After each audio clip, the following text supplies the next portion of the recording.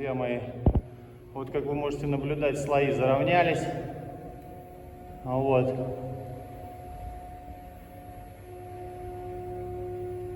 Печать идет хорошо, все выровнялось. И в принципе нечего нам больше бояться. Вот можете посмотреть здесь, как все это дело обошлось.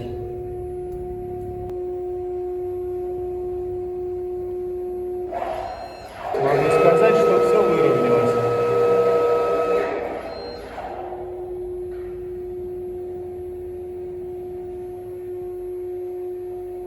Смесь тоже нормализовалась, приобрела свою постоянную форму эластичную.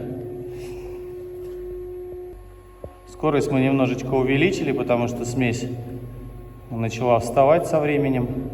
Так как мы предварительно ее замедляли, она была неуверенная. Вот, нам пришлось сейчас все увеличить, всю скорость, сделать смесь более тугую, густую. Но вот сейчас мы потихонечку это все дело выровняли.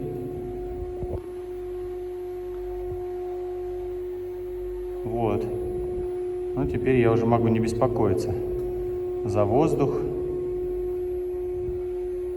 Если никто лопату ниже не опустит шнека, то в принципе воздуха не будет.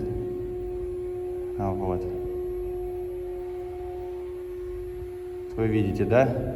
Слой натягивается. Не бежит впереди насадки, а натягивается. Все хорошо.